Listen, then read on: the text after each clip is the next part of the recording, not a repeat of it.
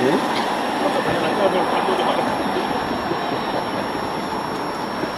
Ilela tongo panen kan. Ilela kay bol xale.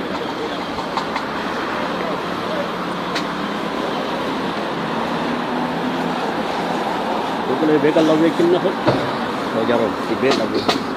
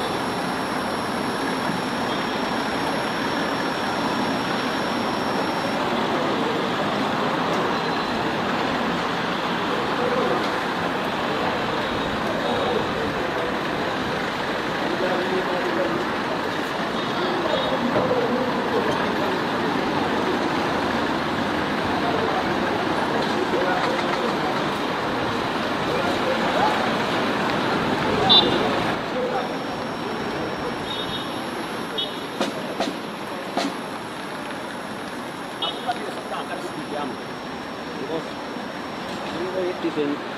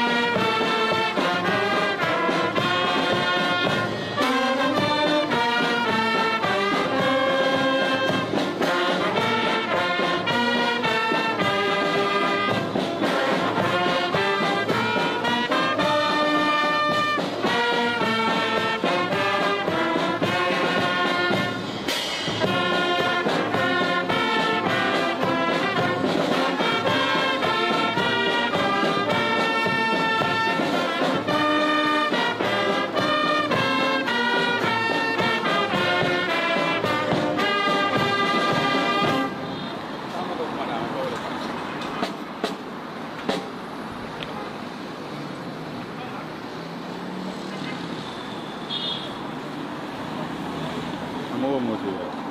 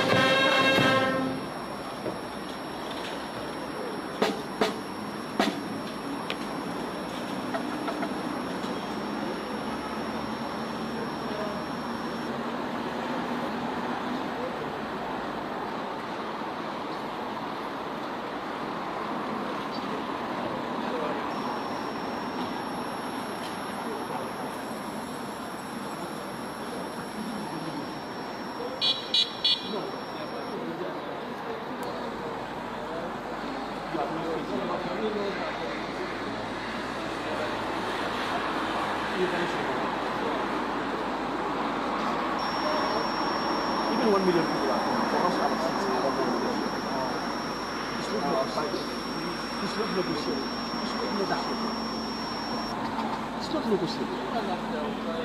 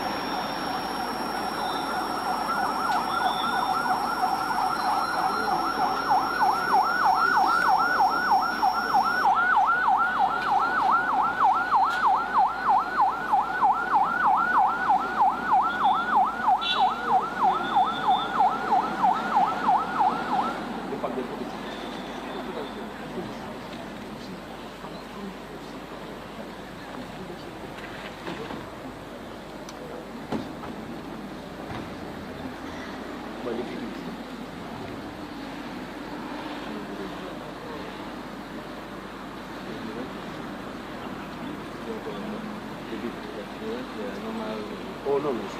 Yes.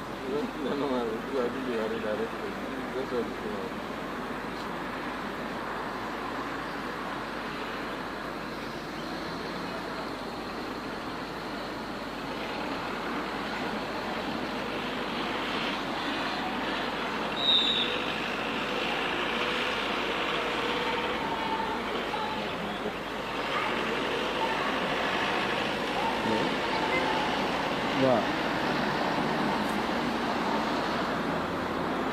waaw xaaral ma wax ko ñoom moo nekk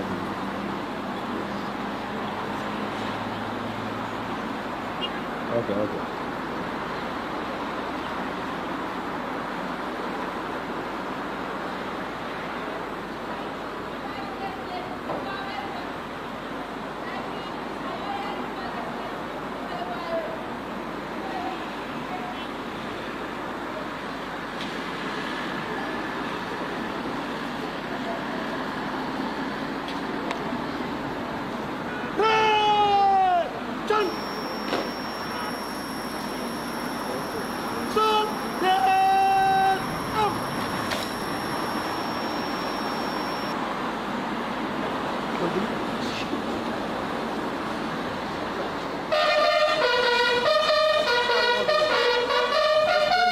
Sì.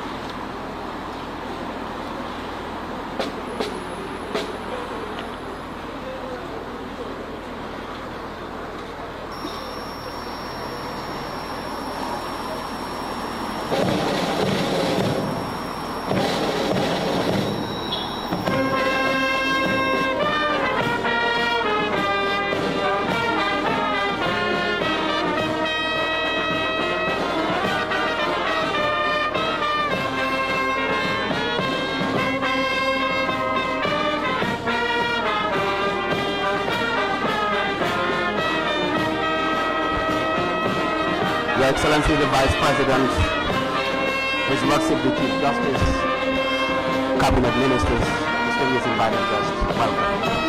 May we all resume our seats as the proceedings of the day will be commenced on stop.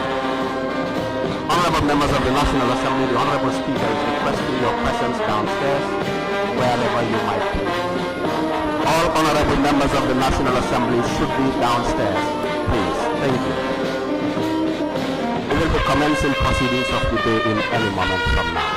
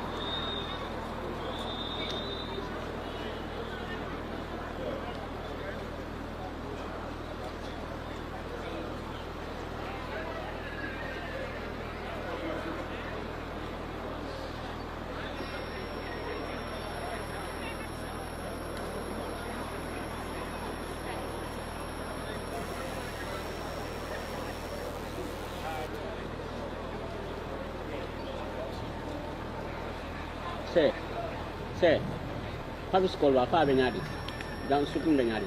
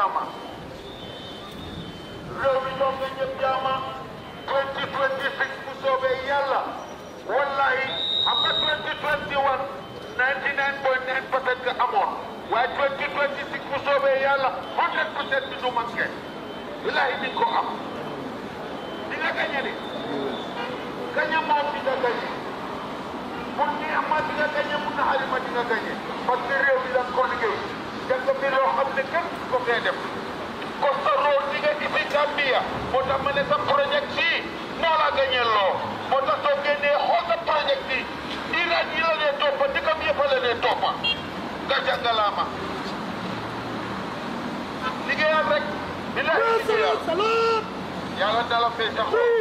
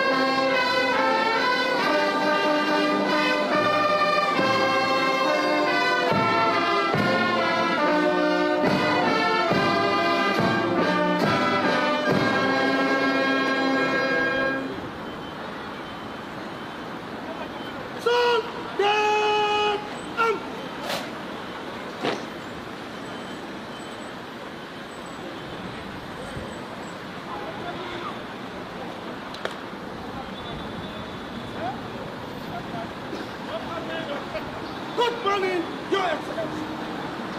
2025 State of the Nation Address Director. 6 officers, 96 federals, 8 of the federal, 35 officers. Your Excellency.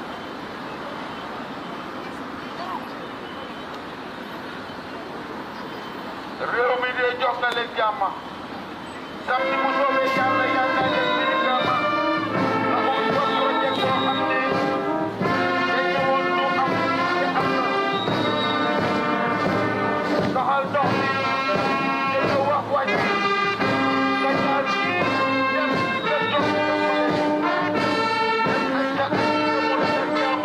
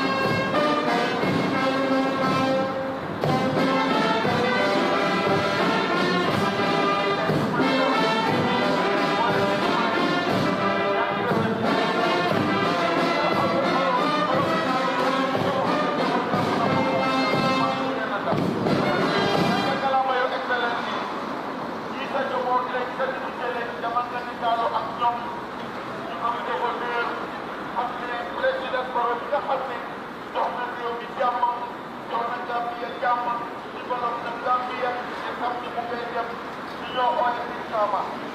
The Kinokuri project for Hakim, the president of Gambia.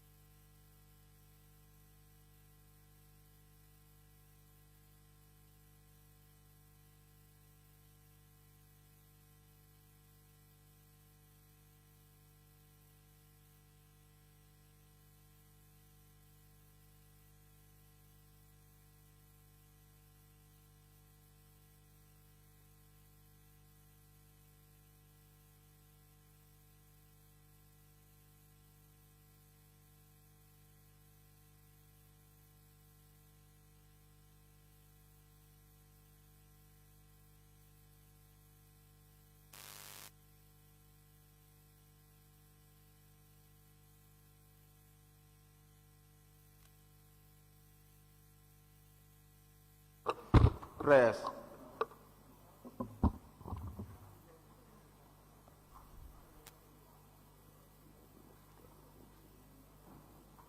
Almighty God, who in thy wisdom and goodness has appointed the offices of rulers and parliament for the welfare of society and just government of men, we beseech thee to behold with thy abundant favor us thy servants, whom thou hast been pleased to call to the performance of important trusts in this land.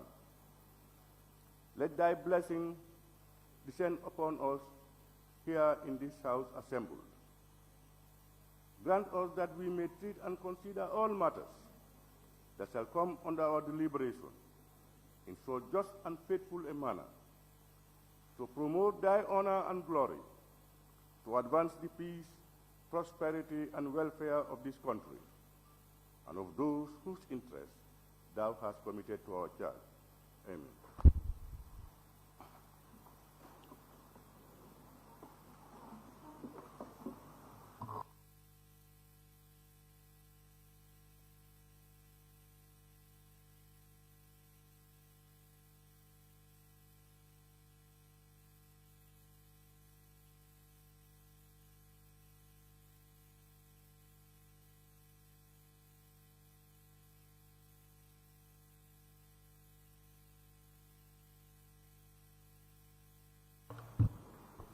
Communication from the chair.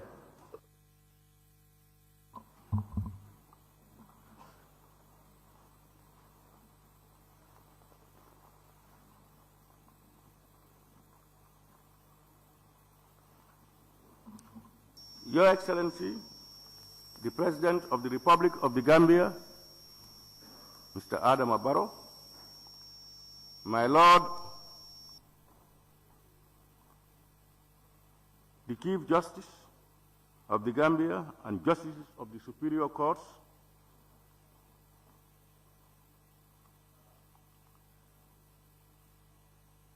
honorable members, let me recognize also His Excellency, the Vice President of the Republic of the Gambia,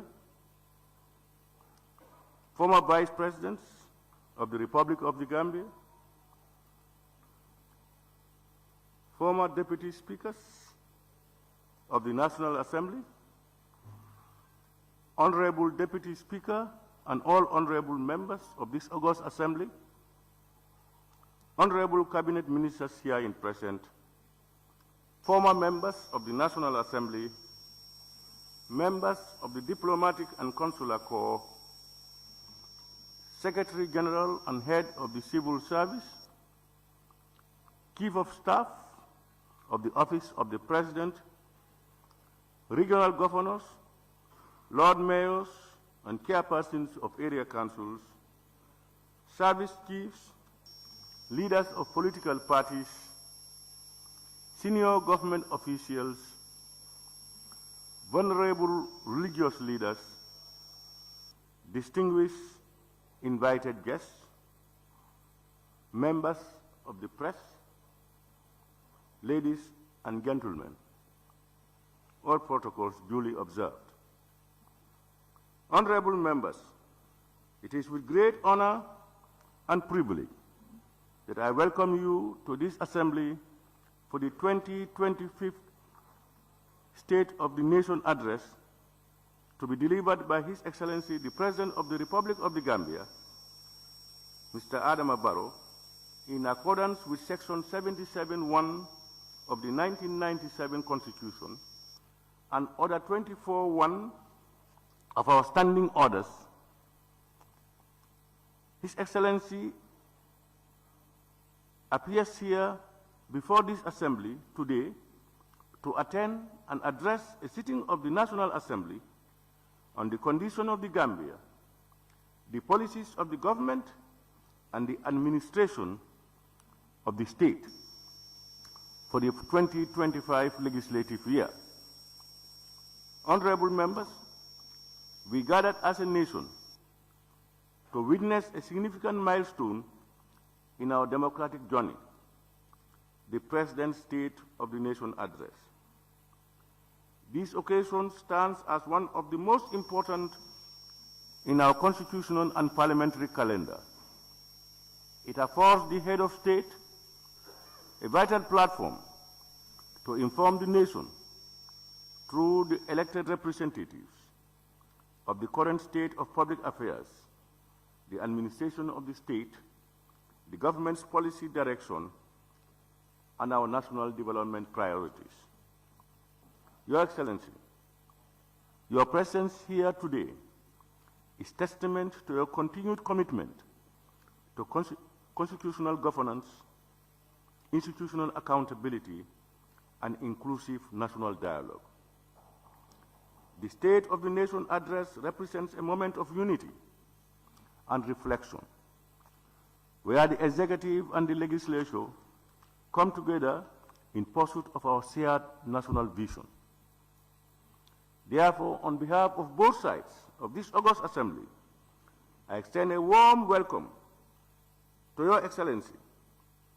We are deeply honored by your presence, and we eagerly look forward to your address, which will provide an update on the progress made, the challenges faced, and the aspirations that guide our national agenda. Traditionally, this sitting of the Assembly draws wide national interest, attracting Gambians and friends of the Gambia from all walks of life. Honorable members, as we prepare to listen to this year's address, I urge all of us to do so with the seriousness, respect, and sense of responsibility that this solemn occasion demands. Let the debates and deliberations that would follow be guided by reasoned dialogue, respect for differing opinions, and an unwavering focus on the national interest. With those few remarks, honorable members, on behalf of this honorable assembly, I thank you all for your coming. Clerk, may we proceed? Motion. State of the Nation Address 2025 by His Excellency the President of the Republic of the Gambia. Honorable members, I now have the singular honor and privilege to invite His Excellency Mr. Adama Barrow, President of the Republic of the Gambia, to deliver his address. Your Excellency, please.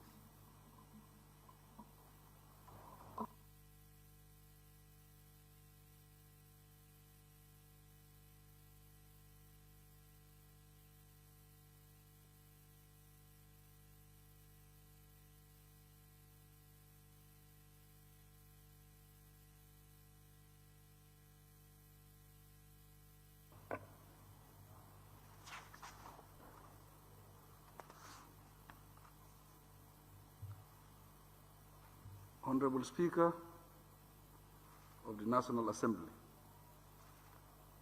honorable members of the National Assembly, Your Excellency, the Vice President, Your Worship, the Chief Justice of the Gambia, Excellencies, former Vice Presidents, Excellencies, members of the Diplomatic and Consular Corps, senior public officials and service chiefs, party leaders, venerable religious leaders, distinguished personalities, ladies and gentlemen. In accordance with the Constitution of the Gambia, I feel profoundly honored and uniquely privileged to deliver the 2025 State of the Nation Address before this esteemed Assembly. This year holds exceptional significance in view of the 60th anniversary of the Gambia's attainment of political independence, a milestone symbolizing 6 decades of sovereignty and collective progress. This Diamond Jubilee reflects the tenacity and values that characterize our nation's journey over the years. During the period, we have learned that charting a stronger, enduring, and brighter future for a nation comes with difficulties and choices to make. Guided by the recovery-focused National Development Plan, YIRUA 2023-2027, we have embarked on a strategic course to foster inclusive and sustainable development. As a blueprint, the plan serves to consolidate our gains and accelerate socio-economic transformation across all sectors. Honorable Speaker, to objectively reflect on the performance of my administration during the 2024 calendar year, it is necessary to acknowledge both our achievements and the challenges that confront us.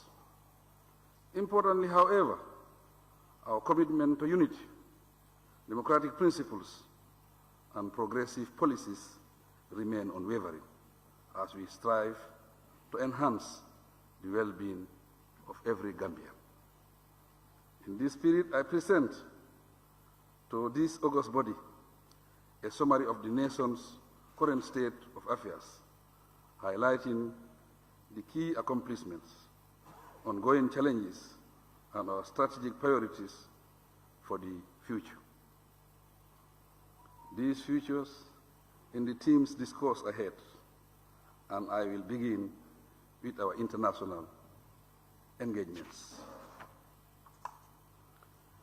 Diplomacy and international cooperation. Honorable Speaker, the Gambia continues to strengthen its international presence and diplomatic engagements to advance our national interests, enhance global cooperation, and promote peace and development.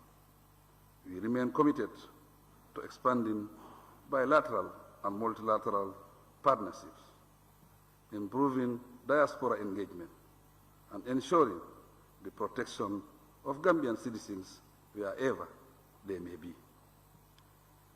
The Gambia's international presence has been magnified by the successful hosting of the 15th OIC Summit in 2024 and my assuming the chairmanship of the organization. Furthermore, the country's eligibility for the UN Secretary General's Peace Building Fund has been renewed for another 5 years. In addition, we have been successfully re-elected to the Human Rights Council and the African Union Peace and Security Council. In the same year, the Kingdom of Morocco opened its embassy in the country to strengthen bilateral relations and cooperation, while the Republic of Cote d'Ivoire established an honorary consulate here. Additionally, over 30 ambassadors and diplomats presented their credentials, signaling increased international interest in engaging with the Gambia. These developments will continue to position the country as a respected and resourceful member of the international community. Honorable Speaker, we proudly maintain our status as the human rights capital of Africa, hosting the Continental Human Rights Institution. Thus, in October last year, we hosted the 84th Ordinary Session of the African Commission on Human and People's Rights, further solidifying our role in regional human rights advocacy. Internationally, the Gambia has steadfastly championed human rights and justice on the global stage. This includes our active involvement in the International Court of Justice on the plight of the Rohingya, the legal struggles of Palestine, and essential climate change actions. Honorable Speaker, as Chairman of the OIC, I express grave concern over the recent escalation of Israel attacks on Iran, resulting in the killing of military and non-military officials. I call for restraint and a return to peace in the region. Dialogue is the ultimate solution to our global concerns, and we must endeavor to pursue it. In January 2025, my government participated in the Universal Periodic Review and presented the country's human rights record before the United Nations Human Rights Council in Geneva. This marked a significant milestone in reinstating our nation's rightful global standing. Legal and judicial matters. The Ministry of Justice made significant strides in 2024 by reinforcing the rule of law, protecting human rights, and ensuring justice for all. Key achievements in this area include the completion and tabling of the revised draft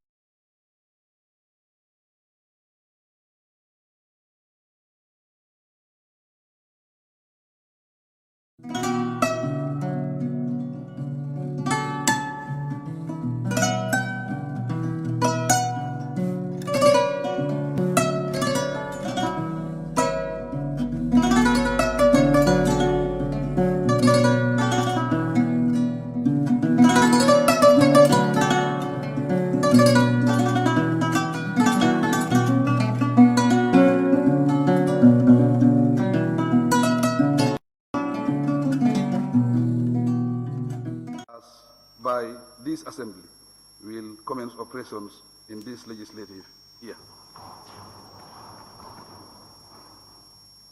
The criminal divisions secure convictions in numerous cases, while the sexual and gender-based violence unit of the Ministry of Justice provided critical legal support and raised public awareness on such matters.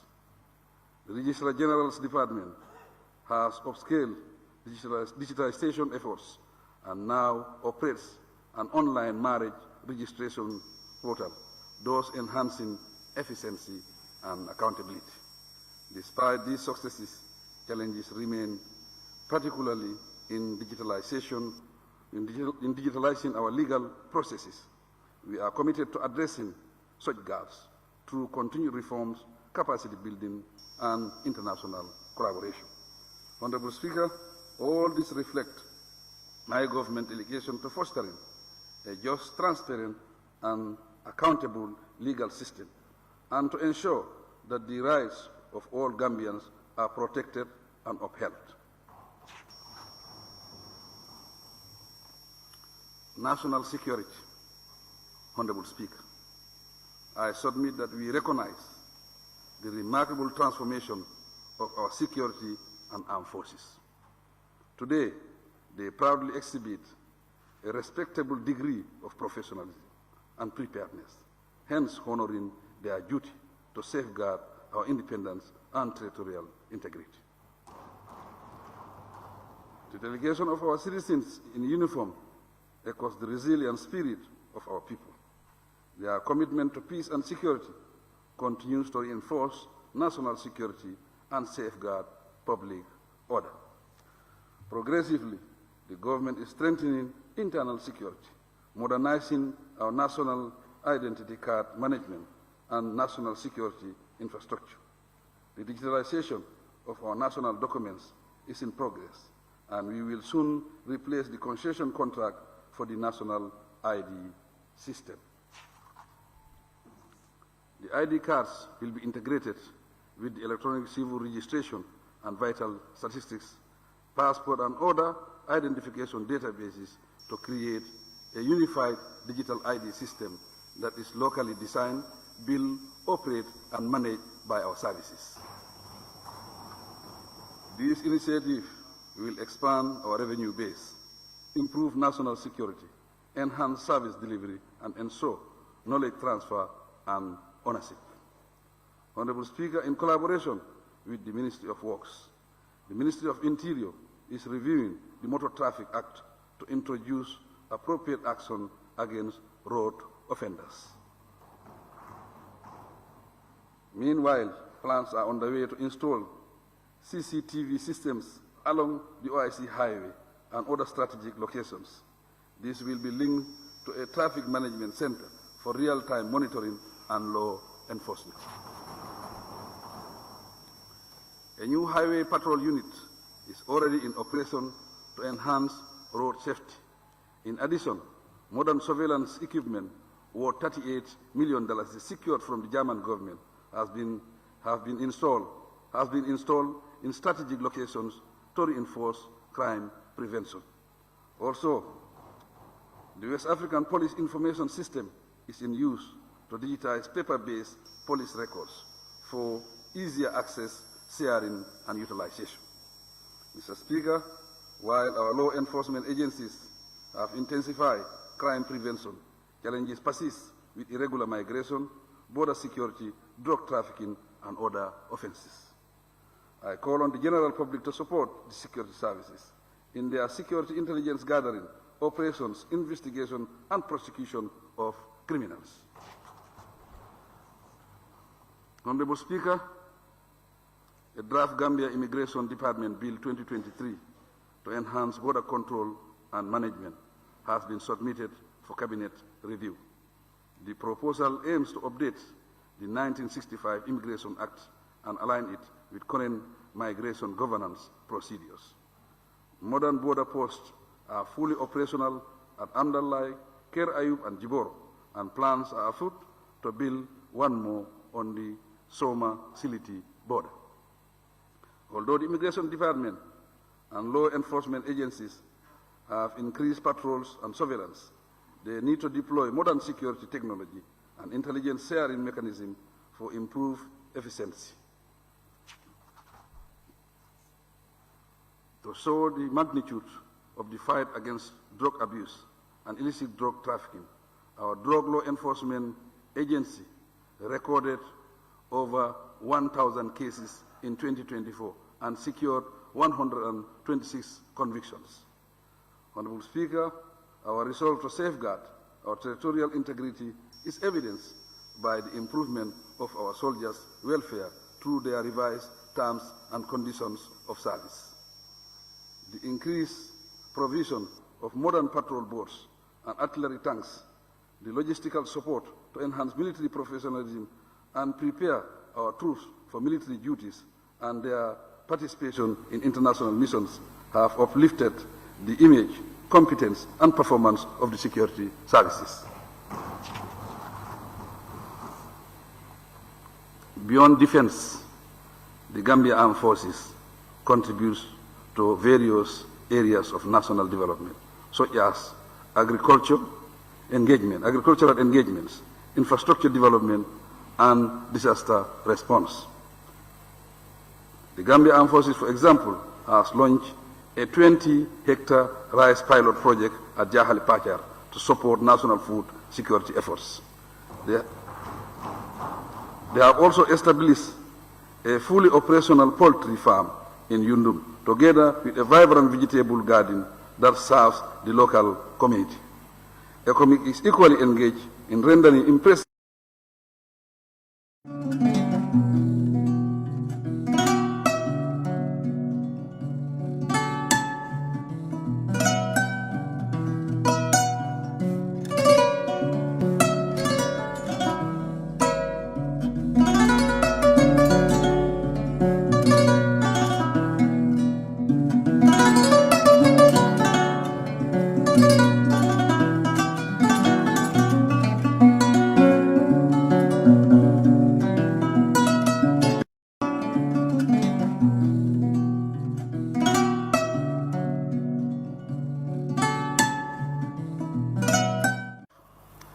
inflation dropped significantly from 17.13% in 2023 to 10.2% in 2024.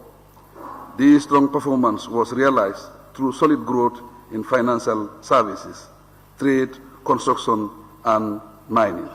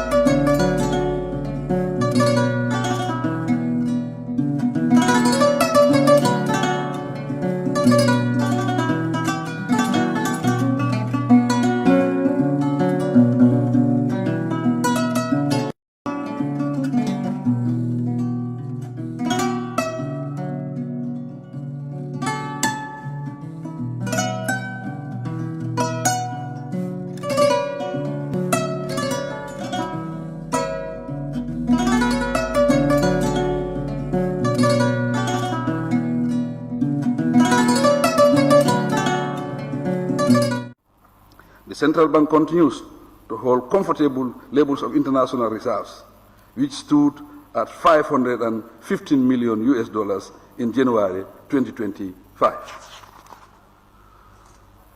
This was sufficient to finance over 4.6 months of prospective import.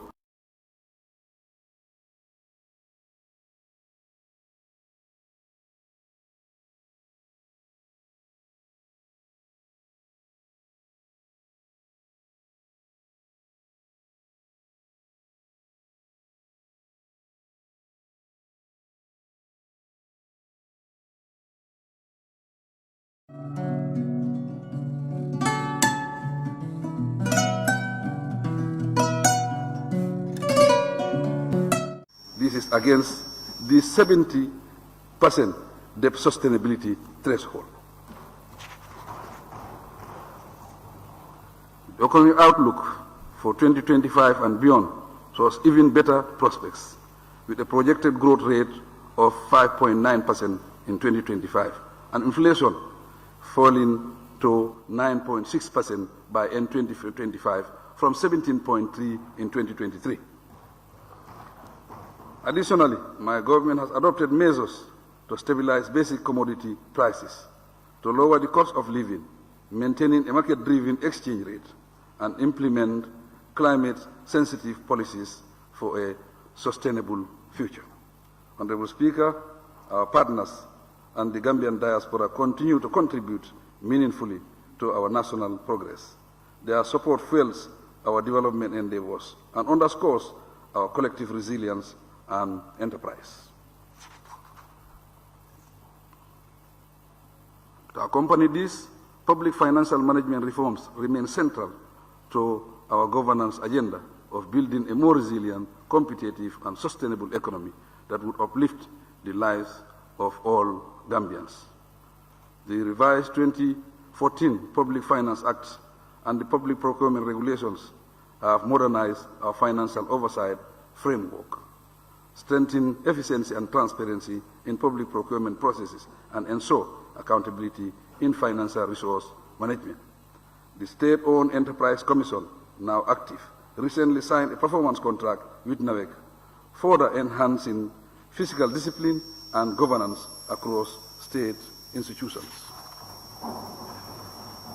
Honorable members, while economic growth has remained steady, inflation and the rising cost of living continue to impact household incomes. In response, the government has implemented a salary review for civil servants and social protection programs to alleviate the suffering of low-income earners. Transport and infrastructure development. We are laying the foundation for a stronger, more competitive and prosperous Gambia by building and developing our roads, ports, public transport, and the aviation sector. We maintain that infrastructure is a key driver of economic growth and national connectivity. It facilitates mobility, trade, and services, thereby fostering prosperity and improving the quality of life for Gambians.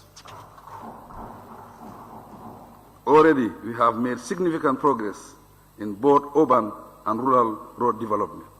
In 2024, we completed Phase 1 and Phase 2 of 22-kilometer OIC highway and launched Phase 3 as part of the historic Diamond Jubilee celebration. This attractive infrastructure has transformed the face of urban Gambia forever. By the end of the third quarter of 2025, we expect to complete the OIC 50-kilometer urban roads, the Kiang West Roads, and the Nyomi Hakalang Road. Hopefully, a significant portion of the 365-kilometer roads nationwide will be completed by the end of the year. The consensus contract with Albrak Company Limited became effective in February 2025 with the taking over of the port terminal by Alport. This is a joint venture between the Gambia Port Authority, representing the government, and Al-Barak. Al-Port Banjul will expand and eventually move its operations to SoNA after completion of the deep sea port terminal construction due to start this year. As part of re-establishing the 2 ferries in service, we await the delivery of 2 new procured green ferries. Private ferry services operated by NECMA Ferry Company will also commence soon on the Banjul-Bara route. This initiative will guarantee reliable, safe, and affordable ferry services on this route. Mr. Speaker, as part of efforts to decentralize governance, my government has started the infrastructural work needed to provide a new governor's residence and office complex in the Upper River region, URR. We have a similar plan for the Lower River region, LRR, and the project is due for completion early next year. On air transportation, the Gambia International Airlines recorded a net profit of $14.8 million in 2024. This is its first profitable year in many years. The airline now works with Jivan Investment Solution and Holdings to reintroduce a Gambian national airline and thereby enhance air access to destination Gambia. Energy, Honorable Speaker. The energy sector remains central to our national development objectives for economic growth, industrialization, social modernization, and progress. We have made significant progress in expanding electricity access nationwide. Recent assessments indicate that by end 2025, 90% of Gambians will have access to electricity. In 2024, the country unveiled the first ever utility large-scale solar park of 23 megawatts in Jambur. Furthermore, a tender is underway for an extra 50 megawatt solar plant in Jara Soma, which can be scaled up to 150 megawatts renewable energy.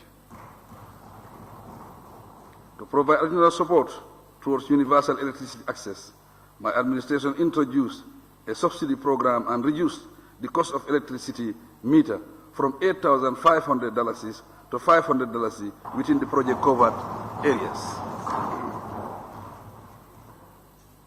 This facilitated 72,000 new household connections by December 2024. The Cabinet has also approved the splitting of NAWEC into separate water and electricity companies. The strategy is to improve service delivery, ensure accountability, and enhance operation focus. Petroleum, Mr. Speaker.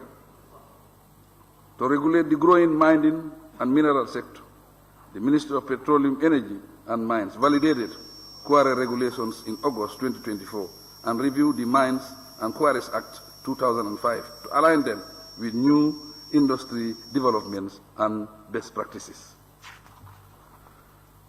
My government will continue prioritizing investments in electricity generation, renewable energy, petroleum exploration, and mineral resource management to ensure sustainable energy security for all Gambians. Mr. Speaker, the search for oil and gas continues. A total of 5 wells were test drilled in the Gambia, 2 of them under my administration. In a partnership of FAR and Petronas, the 2 drilled during my tenure are named Samo 1 well drilled in 2018 and Bambo 1 well drilled in 2021. The drill wells under my administration cost $100 million. Although the results from both wells are very promising and positive, no discovery was made. The companies exited the Gambia's license after fulfilling their obligations, which were primarily to drill the wells. In 2019, BP was granted the A1 lancing. They paid the government a $10 million signature bonus and $30 million penalty for existing without fulfilling their lancing's commitment. It was a result of their policy shift from oil and gas exploration to renewable energy that BP exited the Gambia at the outbreak of the COVID-19 epidemic. For the time being, we are building the necessary institutional and legislative foundation to attract investors in oil and gas exploration in our shores. Trade, industry, and employment. Honorable Speaker, the Minister of Trade, Industry, Regional Integration and Employment continues to drive policies and initiatives to strengthen trade, foster private sector development, and create employment opportunities. In this regard, the Gambia Trade Logistic Charter was officially launched in November 2024 to facilitate trade and improve efficiency at various locations. Following this, the Trade Logistics Council was inaugurated on 28 January 2025 to oversee and monitor the implementation of the Charter. With the support of the ECOWAS, a modern Lumo market has been constructed in Wellingaraba, LRR, to enhance cross-border trade. This initiative is part of the Lumo Modernization Program, which aims to build modern market infrastructure to facilitate domestic and regional trade. Honorable Speaker, the Trans-Gambia Corridor Special Economic Zone project is progressing well as part of the wider Prera-Dakar-Abuja-Lagos multimodal corridor. The study of this project was done with support from the African Development Bank and ECOWAS. The National Industrial Policy and the GAIPA Act 2015 are now being updated. The objectives are to support industrialization initiatives, attract investment, modernize our industrial ecosystem, and promote value-added production to enable private sector growth and expand job creation. To enhance employment opportunities abroad, the government continues to work closely with our bilateral partners in Saudi Arabia, United Arab Emirates, Spain, and cruise ship liners to expand our placement quotas while ensuring that our young people have safe and productive employment abroad.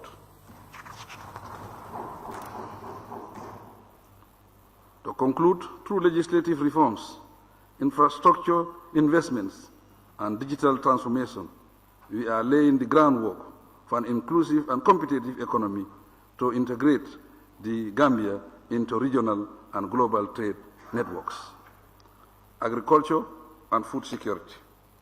Honorable Speaker, agriculture provides livelihoods for the majority of Gambians and plays a crucial role in attaining food security, employment, and rural development. As outlined in the Gambia Agricultural Transformation Program 2020-2030, the Ministry of Agriculture, Livestock, and Food Security is focusing on increasing rice yields from 2 to 4 metric tons per hectare, and maize from 2 to 3 metric tons per hectare.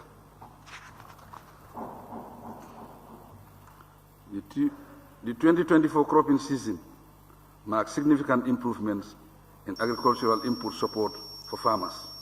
We registered increases in the provision of fertilizer and certified seeds and increased matching grants for the farmers and youths. To explain further, my administration procured 28,000 metric tons of fertilizer and reduced the price from $2,500 per bag to $1,150 per bag of 50 kilo and $1,100 per bag of 50 kilo bag in the last 2 farming seasons, respectively. In addition to this, through various agricultural projects, the government distributed 8,697 metric tons of fertilizer, over 1,000 metric tons of certified rice seeds, 300 metric tons of certified maize seeds, and 140,000 liters of herbicides to farmers across the country free of charge.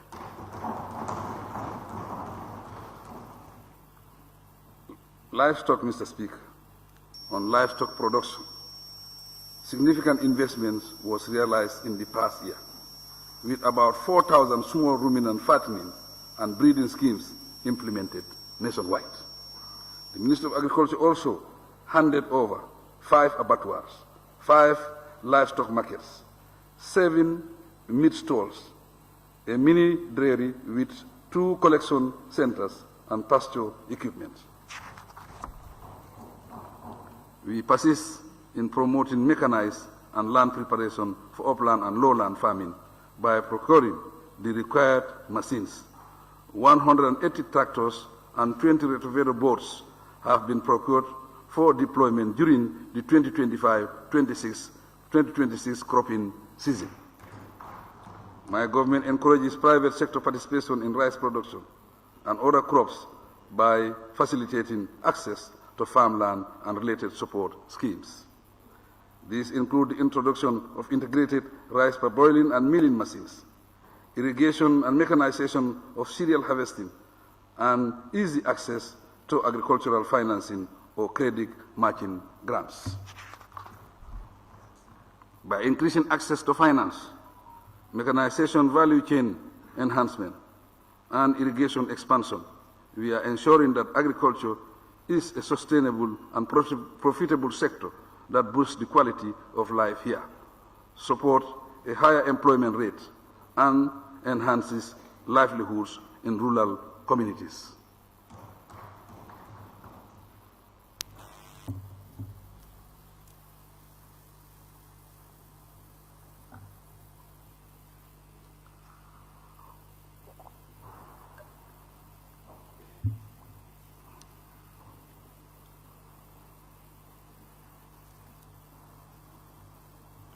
Fisheries, Honorable Speaker.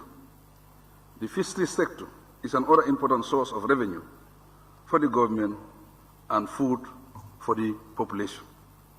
In 2024, revenue collected from fishing licenses, fines, landing fees, and permits exceeded $142 million, with an additional outstanding $88 million due for collection. To address the primary challenges in the fisheries sector, my administration is conducting a comprehensive review of the fisheries and aquaculture regulations funded by Food and Agriculture Organization. The review will modernize fisheries laws, strengthen enforcement, and combat illegal, unreported, and unregulated fishing. Through the European Union Sector Support Program, fisheries co-management is being expanded in the North Bank region, NBR, to support 21 oyster harvesting communities. This is to ensure sustainable management of oyster resources and greater economic improvement for coastal communities. Under the same program, 2 additional fish landing platforms are being constructed in Katong and Sanya. To enhance local fishing and support rural fishing communities, the government distributed 20 well-equipped fishing boats in January 2025.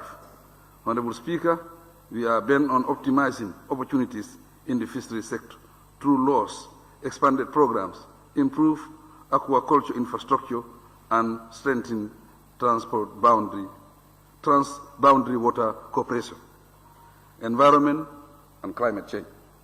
Honorable Speaker, the government remains steadfast in protecting the environment, strengthening climate resilience, and ensuring sustainable natural resource management. Through the robust policy reforms, enhanced disaster preparedness, and expanded conservation programs, we will continue to build a cleaner, greener, and more sustainable society as enshrined in the Banjul Declaration in 1977. To strengthen governance in environmental management, we are advancing key legislative reforms for environmental protection. This includes carbon trading and waste management frameworks. To strengthen all this, in 2024, designated officials were deployed to monitor environmental violations and ensure compliance. Reforestation and biodiversity. The government continues to prioritize reforestation and biodiversity conservation to enhance climate resilience and safeguard natural habitats. Last year, 29 community forests covering an area of 2,591 hectares were brought under government protection. Through the UNESCO network of biosphere reserves, the Gambia's first designated biosphere reserve, the Nyomi Biosphere Reserve, was launched in January 2025. It covers over 196,665 hectares, along with the UNESCO World Heritage Site of Kunta Kinte Island. We are reinforcing the Gambia's global conservation efforts. Honorable Speaker, the impact of floods, deforestation, and environmental degradation continues to threaten food security and livelihoods. Although the National Disaster Risk Management Policy 2024-2023 and sustainable environmental programs are key to mitigating these risks, my administration will pay more attention to constructing better climate resilience infrastructure. Tourism, Honorable Speaker. The tourism sector remains a key catalyst of the Gambia's economic growth, generating employment, foreign exchange earnings, and business opportunities. As a result, my government is resolute in expanding and diversifying the sector through strategic partnerships, infrastructure development, cultural promotion, and capacity building. In 2024, we recorded 227,000 tourist arrivals, representing a 10% increase compared to 2023. This growth reflects marketing efforts, improved international connectivity, and strategic partnerships. These efforts have led to new flights to the Gambia, including those from Scandinavia and Nigeria. The projection for 2025 is a further increase in the number of visitors, and we are on track towards achieving the RFNDP target of 336,787 arrivals by air. Arts and culture. Mr. Speaker, to maintain and build on our competitiveness, attraction, and cultural preservation efforts, we have introduced the Janjambure Bicentenary and Kankurang festivals and review the Roots Homecoming and Futampan festivities. In addition to internationalizing Gambian cookery and river cruising, furthermore, we will give more attention to bird watching and wildlife parks. With support from the World Bank, we are determined to complete the eco-tourist resorts and hunting camps nationwide. Honorable Speaker, for the first time, the Gambia has conducted a comprehensive demand and destination assessment of all major tourist sites. 10 key sites have been prioritized for investment. Regarding our national heritage, the Gambia government has submitted the UNESCO Convention of 1954 on the protection of heritage in times of armed conflict to the National Assembly for ratification. Once ratified, the Gambia will be a signatory to all existing UNESCO conventions and thus solidifying the government's commitment to protecting and preserving our national heritage. Mr. Speaker, we also launched the report of the Gambia's Intangible Cultural Heritage, ICH, landscape and the National ICH Register in November 2024, with support from the Heritage Management Organization. With the Register of Intangible Cultural Heritage, the tourism sector stands on the edge of having an element of the Gambian heritage nominated for inscription into the UNESCO site safeguarding list of ICH. This could be a remarkable step towards protecting and valorizing the Gambian heritage. Honorable Speaker, my administration is evaluating both the human resource and equipment capabilities for the Gambia Tourism and Hospitality Institute, GTHI. Through the support of the World Bank, to this end, GTHI is expanding student accommodation and providing its students with hands-on training experiences. Besides this, in alignment with market demands, a new curriculum will be developed to GTHI to take care of emerging trends in tourism. Communication and digital economy. Mr. Speaker, the digital economy has become a key driver of national development. It creates employment, improves service delivery, and enhances economic opportunities. So far, the expansion of mobile broadband connectivity has exceeded 60%, and it is steadily progressing towards the national target of 85%. The telecommunications sector contributed 22% of the total tax revenue collected in 2024. The rollout of the Gambia's second subsea cable is ongoing, and it is due for completion in 2026. This initiative will increase bandwidth availability and provide redundancy to the four subsea cable, thus ensuring reliable internet connectivity across the country.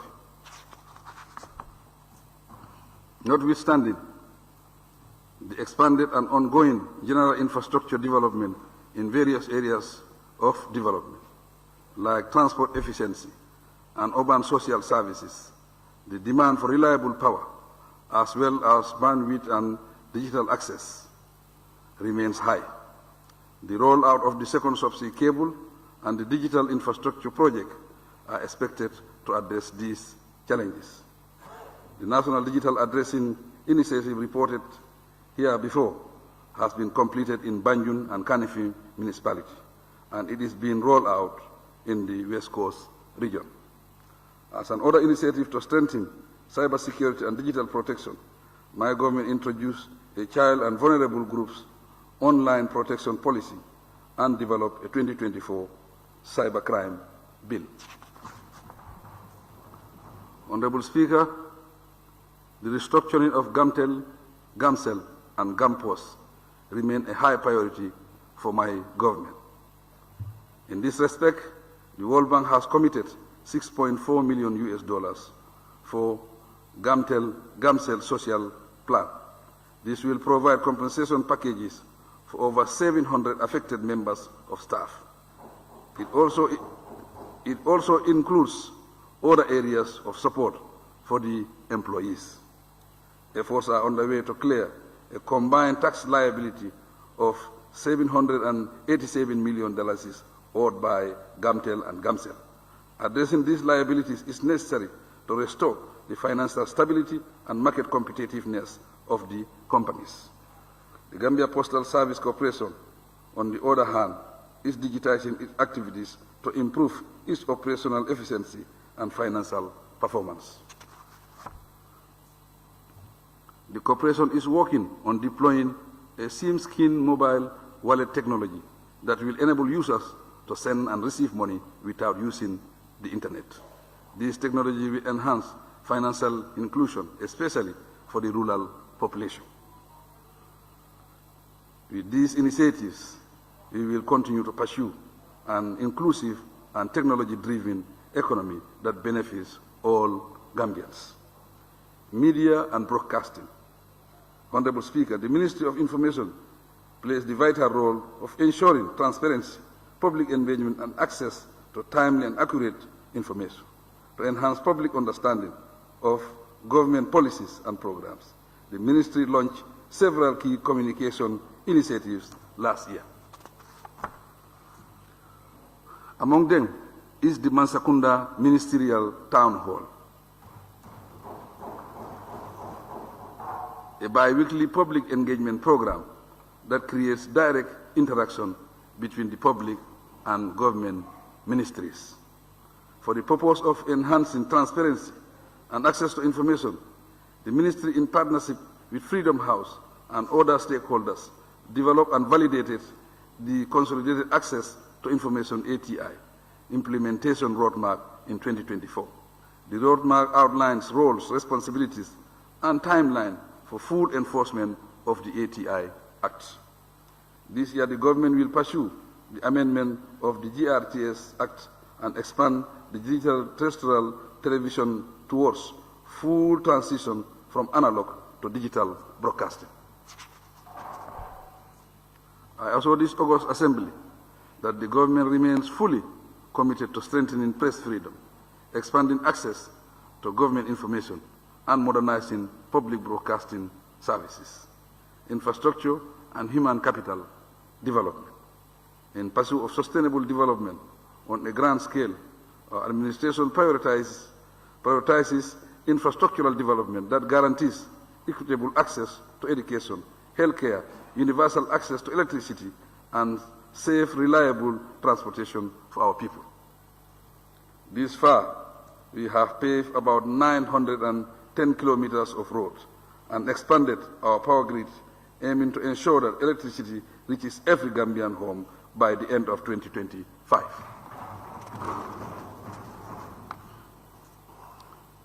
These infrastructure advancements are complemented by impressive progress in education, as seen in our revamped schools and increasing enrollment rates. Honorable Speaker, it is worth noting that 424 new schools have been built, accompanied by 6,400 new classrooms. Those providing learning space to accommodate the increasing number of Gambian children. Consequently, our education sector has experienced significant advances, with gross enrollment rates rising to 102.8% at the lower basic level, 77.6% at the upper basic level, 55.9% at the secondary education level. The statistics highlights our steadfast dedication to removing obstacles, enhancing access to quality education, and fostering opportunities for every Gambian child to excel. At the upper level of our training and skills development program, during the year under review, my government made significant progress in expanding higher education infrastructure to meet the growing demand for tertiary education and skills training. The University of the Gambia schools, Faraba Banta faculties, and the campus are providing a conducive learning environment for students. I am glad to report that it is attracting students from the regions as education tourism.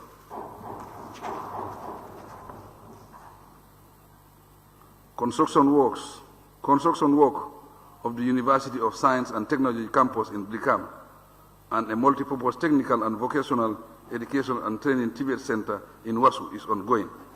These interventions are aimed at expanding technical and engineering education in the Gambia. The transformation of Gambia College into the University of Education and the Management Development Institute into the Civil Service University is expected to improve teacher training programs, public service delivery, and governance respectively. Further still, my government is establishing specialized training centers of excellence to equip the youth with practical expertise in agriculture, in SAPU, and Fisheries Center of Excellence in Tujereng to enhance their employment and employability. Through sustained investment, policy reforms, and innovative education programs, we will continue to empower Gambian students and our youth with the knowledge and skills they need to compete and succeed. Healthcare. Honorable Speaker, the government will continue to build a resilient and inclusive healthcare system that ensures quality care for all Gambians. Our investment in Farato General Hospital, the rollout of the National Health Insurance Scheme to 13 public health facilities nationwide is reducing financial barriers to healthcare. The construction of the National Emergency Treatment, Blood Transfusion, Diagnostics and Imaging Centers, as well as the Food and Drug Quality Control Laboratory around the Bruceby roundabout is nearing completion. These, together with the ongoing construction of 6 new health facilities in various parts of the country and the expansion and refurbishment of both Birkamamba Health Center and Biam Hospital, will certainly ensure improved healthcare outcomes. Meanwhile, 5 X-ray machines have been installed and in use in our regional hospitals. 11 laboratories are now solar-powered, and 1,100 household latrines have been constructed across the country to improve sanitation and hygiene. We are also building a new warehouse for drugs and a medical supply storage to improve the availability and distribution of essential medicines. To further enhance reliable transportation and service delivery, particularly in the rural area, we have procured 32 new ambulances, 7 trucks, and 61 motorbikes to replace the aging fleets of vehicles and improve emergency response time. Over the years, there have been significant improvements in healthcare infrastructure development, medical equipment provision, and national health insurance coverage. Nonetheless, access to specialized care and the shortage of healthcare personnel remain areas for further investment. All our healthcare reforms are meant to build a resilient and inclusive healthcare system that guarantees quality care for all Gambians. To realize this, I urge the health sector to reform our drug chain management and regulation for ready availability of reliable and safer quality drugs. On employment and poverty reduction, Honorable Speaker, equally important is our resolve to reduce the incidence of unemployment and poverty. Initiatives such as the recently launched Skills Innovation and Entrepreneurship SIE Fund, with an initial allocation of $396 million, the Women Enterprise Fund and the Gaipa Agriculture Investment Initiative now play a pivotal function in empowering our youth and women by providing them with skills and greater opportunities to prosper. We acknowledge the challenges before us, particularly those facing the youth seeking opportunities abroad. We assure them that pathways to success are continually being created for them at home through safe and official migration pathways. Gender, children, and social welfare. Honorable Speaker, the empowerment of women, protection of children, and social welfare are essential for a prosperous society.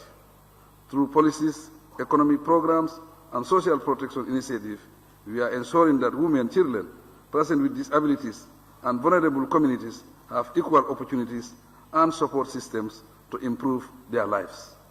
We will continue to make significant strides in promoting gender equality and women empowerment. In the area of gender-based violence, child protection, and people living with disabilities continue to be a priority for my government. But this required more awareness, legal enforcement, and victim support systems. To succeed, in November 2024, the National Gender Policy 2025-2034 and Action Plan 2025-2030 were launched. The policy serves as the framework for coordinating and harmonizing gender mainstreaming efforts across the country. Because women's participation in economic activities is vital for national development, my administration has expanded financial inclusion and access to resources for female entrepreneurs. Between June and December 2024, for example, the sum of $15.6 $2.88 million was disbursed by the Women Enterprise Fund to support 138 women groups across the country.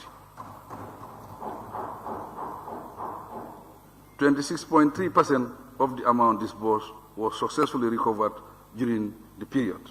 Honorable Speaker, the government continues to implement critical interventions to combat malnutrition, promote food security, and enhance social welfare. The National Social Protection Act 2024, for instance, has established a centralized social protection fund to finance initiatives across the 5 areas of the National Social Protection Policy 2015-2025. This has been operationalized in the 2025 budget and will be used to expand the government-funded initiative of mainstreaming social assistance to vulnerable households through the Family Strengthening Program. The program supports vulnerable persons, such as orphans, the elderly, female-headed households, and people living with disabilities. In 2024, under the Gambia Resilience, Inclusion, Skills, and Equity Rights Project, $31 million was allocated to the NAFA Cash Transfer Program. The program will add 20,000 more beneficiaries to the existing 16,699 beneficiaries. On disability support, $500,000 was allocated to the National Disability Advisory Council. Institutional support of $1 million was also provided to the Gambia Federation of the Disabled and 10 organizations of persons with disabilities to support disability programming in government and civil society. There will be an additional 3,000 beneficiaries to the existing 2,011 individuals, raising the beneficiaries to 5,011 persons. The program continues to progress by the year. Honorable Speaker, it is gratifying to mention that the Gambia is now one of the 4 countries to complete a census approach social registry on the continent. Consequently, the National Social Protection Agency is transforming social assistance in the country through a data-driven approach to target potential beneficiaries. More than 10 programs across MDAs, UN agencies, and NGOs have utilized the data to support individuals and households. The government is building the structures to ensure that we leave no one behind. Youth welfare. Mr. Speaker, my government will continue investing in youth advancement so that young people can participate maximally in national development and experience a vibrant ecosystem that caters for their development needs. In August 2023, I launched the pilot phase of the National Youth Service graduate program implemented in collaboration with the University of the Gambia. The program equips and prepares young university graduates for the job market. Today, I am pleased to announce that so far, 88 youths have completed their national service program. While the NYSS will maintain recruiting young people for the apprenticeship training program, the Gambia SoNA initiative will equally continue training young persons on integrated farming systems with less environmental impact. Alongside these developments, a national youth service for university graduates has commenced, with 100 UTG students placed in various institutions as part of their civic responsibility to the nation. 200 senior school graduates are also undergoing a 2-year technical and vocational education and training, fully funded by the government. Other ongoing training plans are in place to make this national service mandatory. On entrepreneurship training and access to startup grants and loans for young people, NEDI has over 1,000 young people, among whom are backway returnees. Some of the trainees were provided with grants to set up or scale up their businesses. In a similar development, NEDI has opened 2 business formalization centers, one in SoNA to serve the North Bank and Lower River regions, and other in Basse to serve the Central and Upper River regions. This year, NEDI will maintain direct support to about 50 young entrepreneurs through business grants and loans. Sports. To put it briefly, it is reassuring that our athletes are keenly participating in various international competitions and are doing well in many respects. On infrastructure development, the Ministry of Youth and Sport recently opened the Farafenye Youth Center after a major rehabilitation exercise. In addition, the Serekunda Mboyo field is being transformed into a standard mini stadium to host various sporting activities. Our determination to provide more facilities around the country has led to ongoing discussions to build a second national stadium in Lamin. In the interim, the upgrading of the Independence Stadium to meet CAF standards is in its final phase. The remaining works are to do with tracks and around the main ball. Mr. Speaker, on 21st January of this year, the Gambia successfully hosted the Interregional African Ministerial Meeting on Anti-Doping in Sport.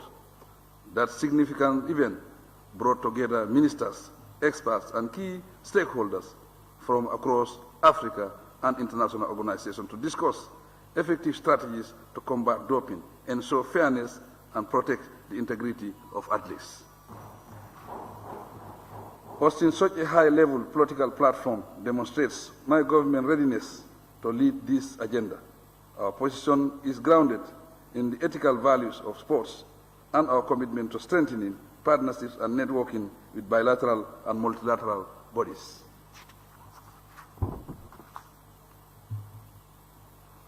On the legislative framework, on the legislative front, the National Sport Policy 2024-2034 has been adopted to enhance sport governance and athletics development.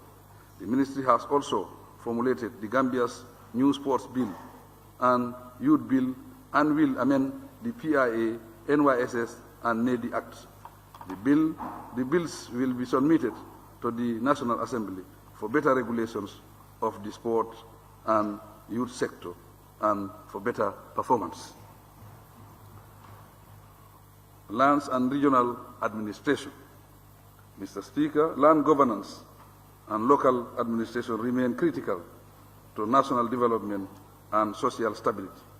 For the first time in the Gambia's history, my government is developing a national land policy under the West African Coastal Area WACA project. A key component of this policy is the establishment of a digital land information system that will integrate specific parcel data with ownership records. The objective is to ascertain secure land tenure and simplify land ownership procedures. In a related development, a new real estate regulation is being designed to address challenges such as unclear property ownership, unregulated land sales, fraudulent transactions, and weak enforcement of property laws leading to disputes. I am optimistic that the work on the first draft of the real estate regulation will be completed this year. That aside, a multi-sectoral task force was established on 4 July 2024 to investigate illegal land transactions and violations in government layouts, revised land, wetland, and along the Abuko bypass road corridor. We look forward to the report to guarantee transparency in land governance. As we strive to address housing challenges and improve living standards, my administration remains steadfast in promoting transparency, land governance, and strengthening local government structures through fair and transparent initiatives. Public service management. Mr. Speaker, a well-functioning civil service is fundamental to national development. Hence, my government is working diligently to ascertain that the public sector operates efficiently, delivers quality services, and supports national growth. As part of the Civil Service Reform Program 2018, the administration has prioritized efficiency and effectiveness in the public sector. Consequently, last year, the government conducted a comprehensive salary and allowance review for government employees. This led to a significant pay rise for all civil servants in government effective January 2025. Among other issues, the review was to make sure that salaries keep pace with inflation and the rising cost of living, to strengthen payroll integrity and workforce management for accountability and financial prudence in government institutions. Several payroll integrity measures have been introduced. One of them is the successful staff audit for the entire civil service conducted to identify and stop wrongful salary payments.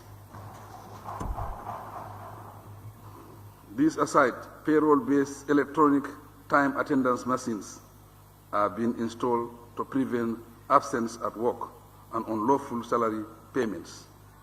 Salaries of absentee employees have been stopped, and relevant financial institutions asked to return all wrongful payments to government. Honorable Speaker, my administration is working hard to maintain a professional, efficient, accountable, and motivated civil service that upholds integrity and delivers quality services. We recognize the need for further stabilizing measures to elevate the welfare of the hard-working personnel in the public sector, and will pursue this with vigor. Partnerships. Mr. Speaker, we recognize the invariable role of bilateral and multilateral institutions, donor agencies, foreign governments, and development partners in advancing our national agenda. On behalf of the Gambian people, I extend our deepest gratitude to all of them. The diaspora Gambians, remittances and investments significantly contribute to the country's economic stability and growth. They have definitely reinforced their position as an integral part of our socio-economic progress, and we thank them. The Gambia remains committed to maintaining these partnerships as we work towards sustainable and inclusive national development. So, with deep appreciation, I extend a renewed hand of collaboration to all our development partners.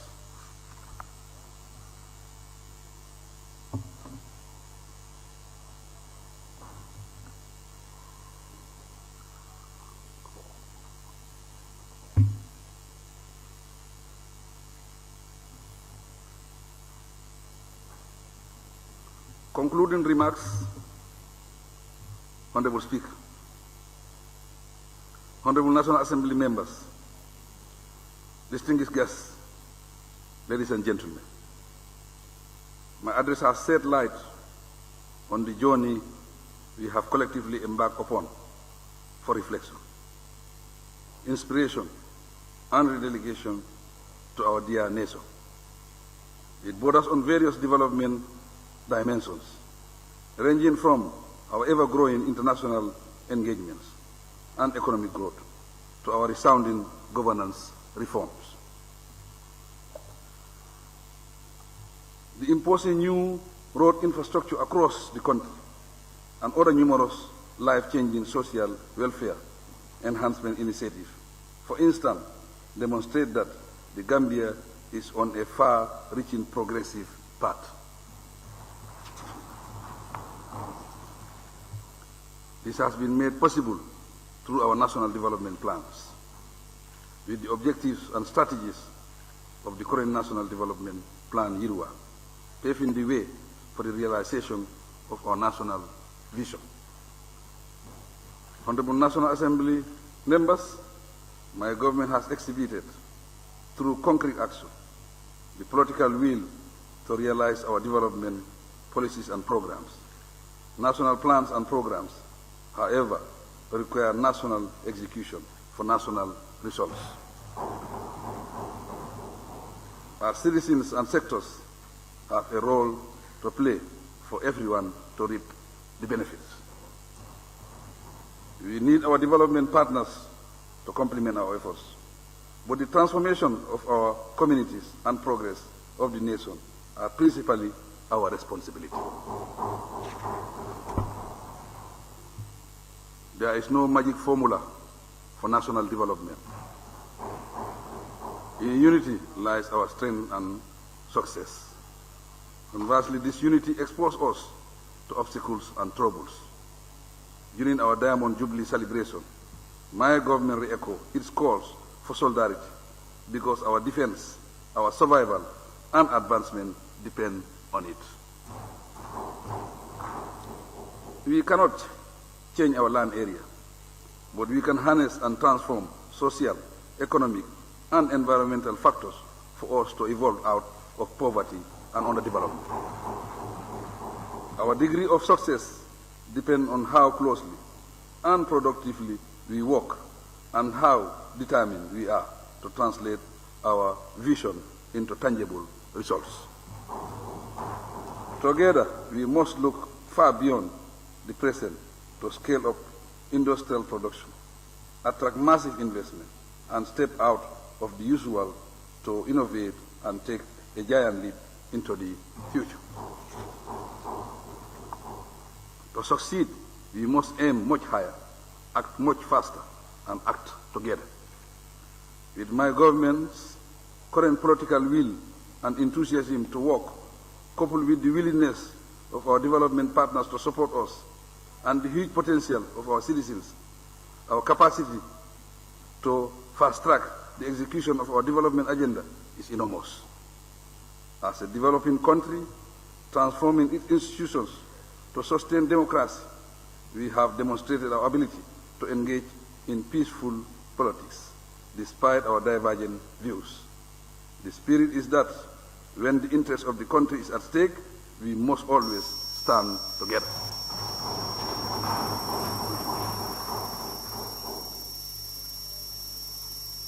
Distinguished members, our international standing and ranking indicates a keener international focus on the country. My administration is strongly determined, therefore, to make the Gambia a shining example of a flourishing small state on the African continent. To this end, I call upon all Gambians to remain steadfast in our collective mission to build a better nation.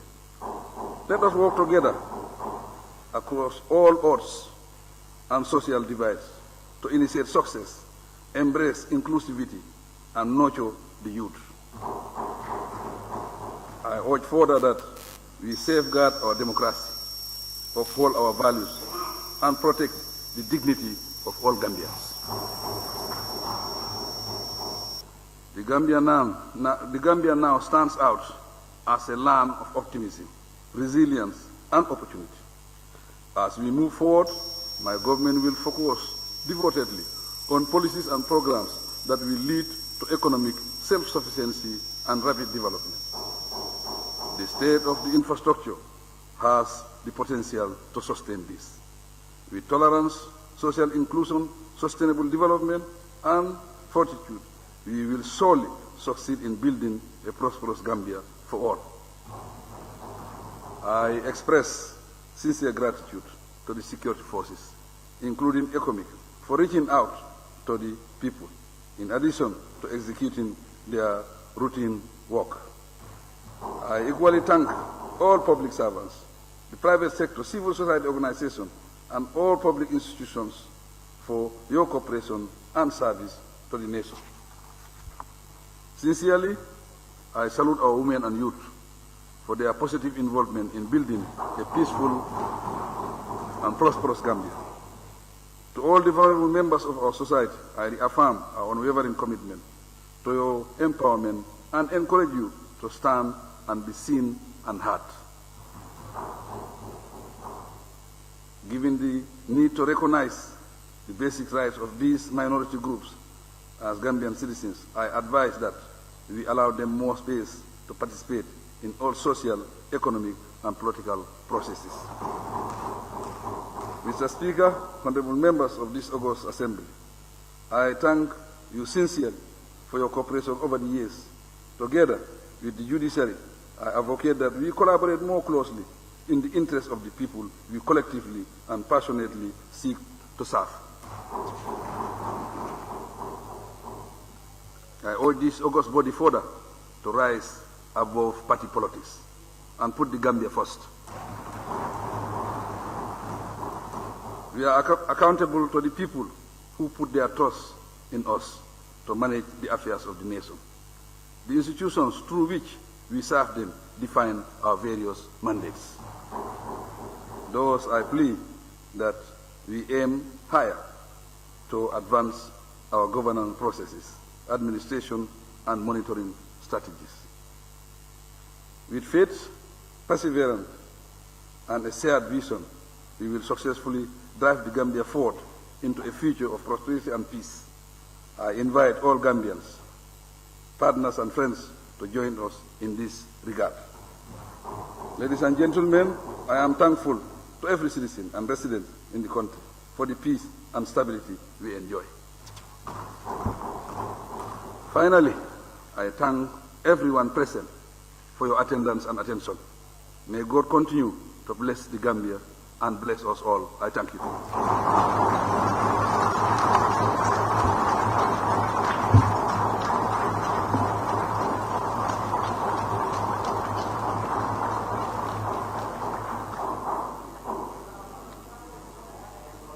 Thank you, Your Excellency. Honorable members, any seconder to the motion? Honorable Member for Kantora and Majority Leader.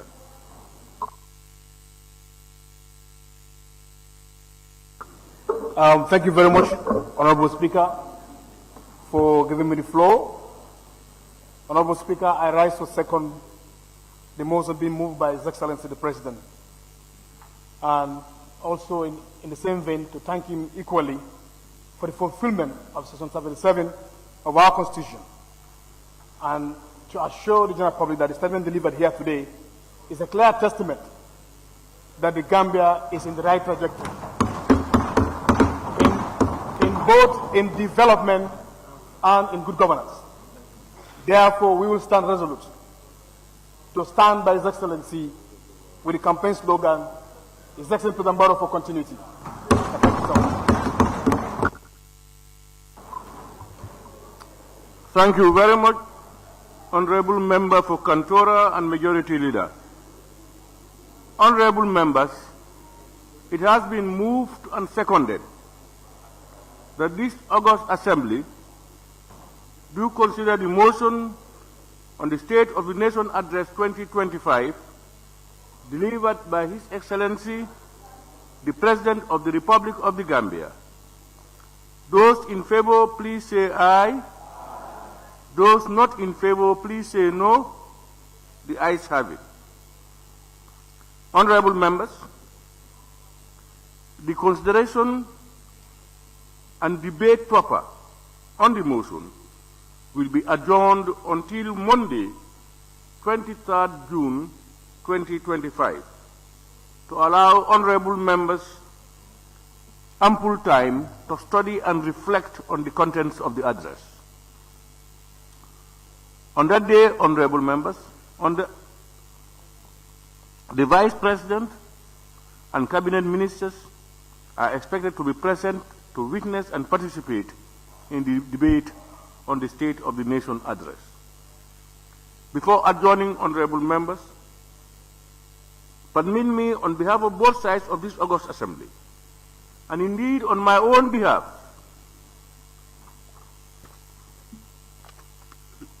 to extend our sincere appreciation to His Excellency, the President of the Republic, for his well-delivered State of the Nation address. Indeed, while it is a constitutional duty, it is one that His Excellency has once again fulfilled with grace, clarity, and candor. The address has provided a comprehensive overview of the condition of the Gambia the policies of the government and the administration of the state as stipulated under this Constitution. It has also offered us a timely opportunity to reflect deeply on the progress we have made, the challenges we continue to face, and the urgent need to foster national unity, peace, and stability, all essential pillars for achieving our national development goals and aspirations. As elected representatives of the people, we are entrusted with the solemn responsibility to ensure that the policies and programs outlined in the President's address are scrutinized and debated with diligence, objectivity, and patriotism. It is imperative that we gain a clear and full understanding of the government's development agenda, as this will empower the National Assembly and its committees to effectively execute their legislative oversight and their representative functions. Your Excellency, on a separate note, allow me, in my capacity as Speaker of the National Assembly of the Gambia and the President of the Commonwealth Parliamentary Association, CPA Africa Region, to officially inform this Chamber and the nation that the Gambia will host the 54th Annual General Meeting of the CPA Africa Region from the 10th to the 16th of August 2025. This historic occasion marks the first time our country will host this prestigious parliamentary gathering. We look forward to welcoming speakers, members of parliament, clerks, and officials from across the African continent under the shared banner of unity, democracy, and parliamentary development.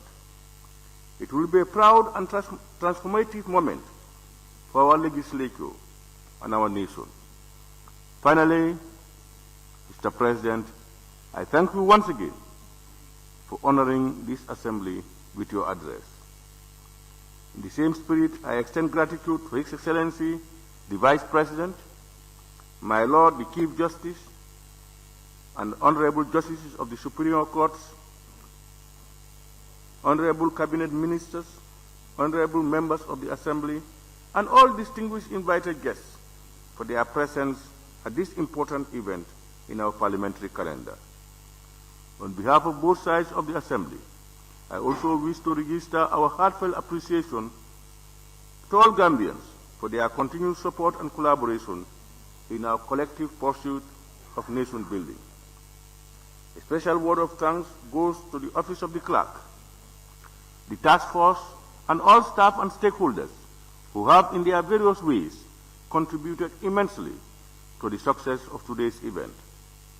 Honorable members, upon putting the question, I kindly request all guests to remain seated to allow His Excellency the President to take his leave of the chambers, to be followed by the Vice President, Cabinet Ministers, and other dignitaries.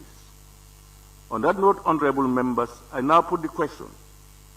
Be it resolved that this August Assembly do stand adjourned until Monday, 23rd June 2025 at 10 a.m. Those in favor, please say aye. Those not in favor, please say no. The ayes have it. This Assembly now stands adjourned until Monday, 25th June 2025 at 10 a.m. prompt.